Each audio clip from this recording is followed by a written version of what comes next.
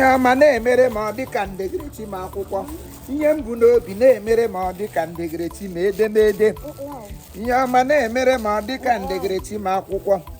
Ihe m bụ n'obi ya mewere ma ọ dị ka ndegerechi ma edemede.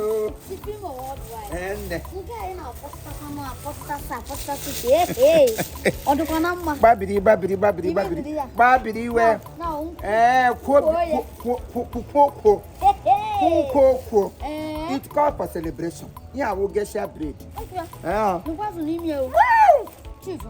I got a special bread because today is a special day in the life of somebody. Special person. Special things. My dear, I'm on yesterday. We are my friends. Apomo, Linda, why? Dilian, why you hold the Nanya?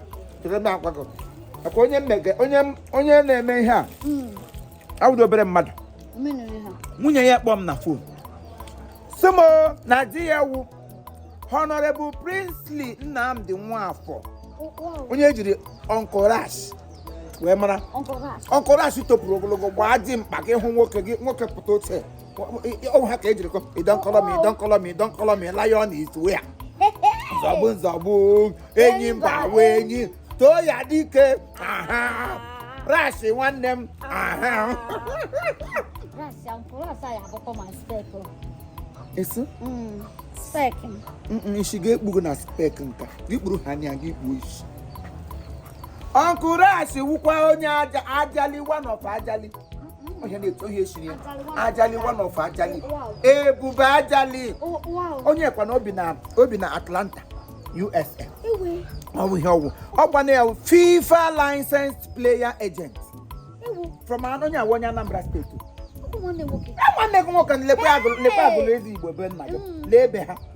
Who one name work because I'm Anambra Nimo Wooten. Anambra Nimo Wooten. Anamekele, who don't you know the radio? I bought Uncle Rashi, one name. One nego, Annie Lebo Funne. I bought a go. Your mamma Merelemo, one name. Anamekele, who don't do what they are you. Oh, Wakata Mayadika Igbo, I kele. Mbegu will imbo during the time of our born, young Bamma. Oh, I need you body wood. Man, I do to a court on the here, maybe wow, sala. Ana go bosses on your number, I think ya won your number. On you moptasig ya won you. Enuguma wa ebony. We are under one umbrella, under an optical cord on Hanny level. Optical cord on Hanny level. When I'm not working here, one of you the GP of Orient Fitness Club. Orient, Gawo, their GP. Wukwa GP of All Stars Club, I go. Wow, GP Club House, Lagos. Oh, the CEO of Ajali United FC. Intercontinental discharge man. Working everywhere, every year December. Oh, what's him? How can I English? I'm a team with short up. Can one begin to pass? Every year, working and every reason to celebrate himself. Before now, won't be how we celebrate to her. But on your Kambidi when Damamo Gongo, Kambidi when Damamo Gongo, oh Gongum, the North and the Napa, oh Gongum, oh Kamoto and Duba, celebrate. We are celebrate. Then last year I celebrated him because of past tense. Last 2 years I celebrated him. That last 2 years. Then this year I'm celebrating him again. Happy birthday. Ajali, one of Ajali. Buba Ajali. Okay, one Ronambuko. FIFA Sport Club International Intercontinental Discharge. Okay, take it. Uncle Rasho Gadrigan. Thank you for all you do for me and to me to all. Your wife cook attack company and game. Someone you keep one at the Gadrigan. Only I get some may hill.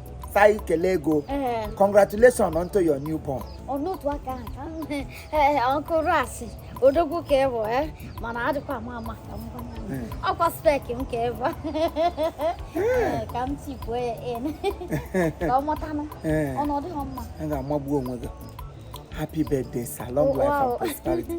Happy birthday. Oh, wow. Wow. Hey, never give us a I'll go to a boutique.